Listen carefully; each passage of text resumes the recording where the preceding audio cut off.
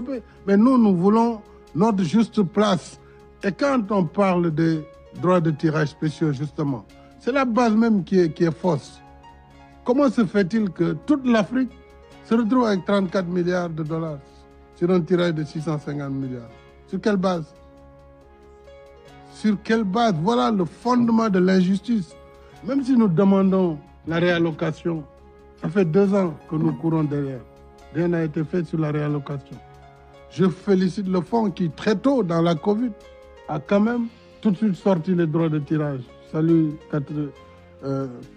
Kristalina pour cette réaction. Mais depuis lors, il ne s'est pas passé grand-chose. Et pourquoi toute l'Afrique n'a que 34 milliards sur les 650? C'est sur la base de quel calcul? Sur la base de quoi?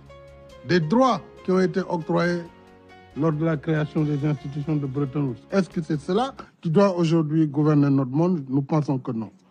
Donc, au lieu d'opposer les BRICS au G7, il faut qu'ensemble, G7, G20, BRICS, pays en développement, que nous acceptions cette réforme qui ne peut plus attendre. Donc, l'architecture financière mondiale qui a été évoquée à Paris, je salue les conclusions, mais mettons-les ensemble, mettons-les en œuvre aujourd'hui. Si nous ne les mettons pas en œuvre, évidemment, ce qui va arriver, c'est cette illusion que tous les pays en développement vont converger vers les BRICS pour créer un contrepoids. Mais cela ne réglera pas la question, parce que le monde, il a une architecture qu'il fait fonctionner. Et je pense qu'il est temps que les pays du G7 prennent conscience qu'ils doivent faire les évolutions nécessaires. Sans quoi on va vers cette fracture inévitable. Lorsqu'on parle de la dette, moi j'aimerais bien qu'on en discute. Quelles sont les causes du surendettement? Si vous prenez la réalité des choses, je prends les règles de l'OCDE, ce sont des règles connues. Nous nous battons depuis pour alléger ces règles, pour avoir accès à plus de volume de financement, pour allonger davantage la durée des crédits, qui sont autour de 10 ans maximum, avec des primes d'assurance qui frisent les 15%, 18%. Et ces primes d'assurance sont fixées sur quelle base?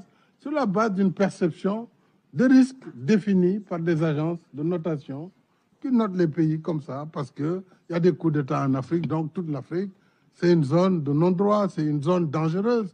Mais l'Afrique, on oublie, c'est un continent.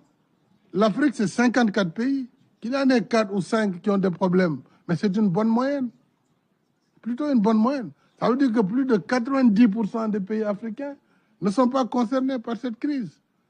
Pourtant, ils payent le prix fort sur la fausse perception qui fait que nous devons payer et upfront, quand nous prenons des crédits, 12%, 14% pour le cas du Sénégal. Et vous le payez en avance.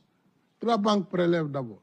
Voilà la cause du surendettement. Voilà la raison pour laquelle il est impossible pour les pays en développement de s'en sortir, quelle que soit la volonté des dirigeants, quel que soit leur engagement, quelle que soit la volonté des peuples. C'est le système qu'il faut moderniser, qu'il faut changer. C'est le système qui est injuste. Donc sans cette modification, bien sûr, nous allons encore longtemps, comme l'a dit le président argentin, continuer à parler et nous serons toujours les uns face aux autres.